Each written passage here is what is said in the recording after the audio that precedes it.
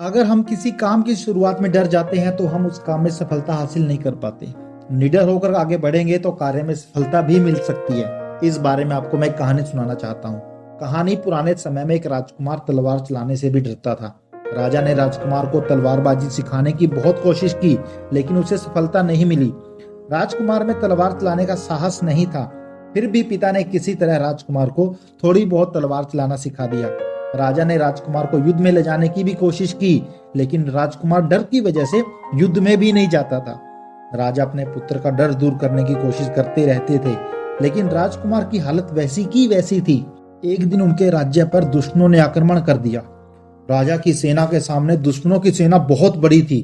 कुछ ही समय में राजा के सभी महारथी योद्धा युद्ध में मारे गए।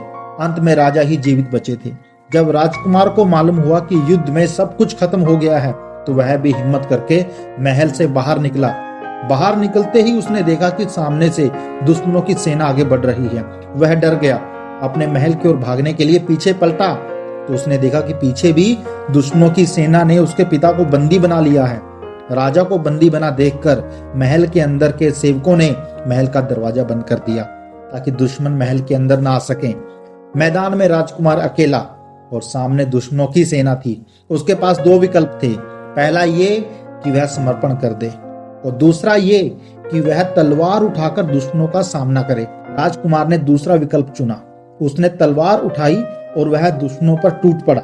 राजा द्वारा सिखाई गई तलवारबाजी से वह दुश्मनों पर भारी पड़ने लगा। राजकुमार को लड़ते देखकर महल के सेवकों को भी जोश आ गया और वे भी लड़ाई में कूद पड़े। कुछ ही देर में उन्होंने दुश्मनों को वहां से खदेड़ दिया और राजा को भी आजाद करवा लिया। अब इस कहानी से हमें क्या सीख मिलती है कि जब तक हम डरते हैं, किसी भी काम की शुरुआत ही नहीं कर पाते। डर की वजह से ही हम सफलता से दूर रहते हैं। बिना डर के निडर होकर काम करने से ही कामयाबी मिल सकती है। कहानी कैसी लगी कमेंट बॉक्स में जरूर बताएं। धन्यवाद।